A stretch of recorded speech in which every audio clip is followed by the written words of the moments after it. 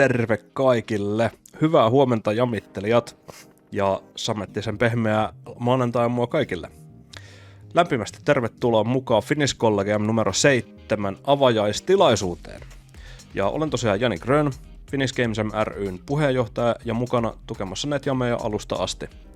Ja mistä tämä muuten kaikki lähti liikkeelle? Pieni historiikki. Oli Oulun taitajakisat vuonna 2021, ja siellä finaalikisoissa me valmentaja-huoltajaporukalla suunniteltiin yhteistyökuvioita, mietittiin mitä tehtäisiin. No, tuli idea, että tehdään koulujen väliset Game Jamit, ja siinä sitten tämmönen koodinimi oli Triwizard Game Jam.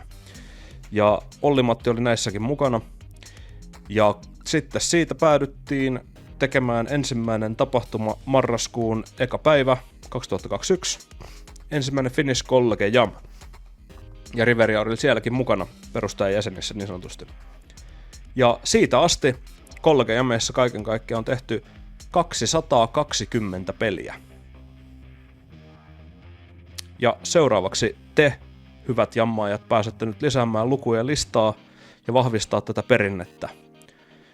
Tehdä jotakin siistiä, leikkiä teeman kanssa, oppia jotain uutta, luoda jotain kaunista, hauskaa. Mitä se sitten onkin? Mielenkiinnolla näen sitten, mitä tapahtuu. Isot kiitokset Olli-Matille, Riverialle, kaikille yhteistyökouluille, volunteereille, tuotantotiimille ja teille, hyvät jammaajat. Nyt on teidän vuoronne pistää pökköä pesään niin sanotusti.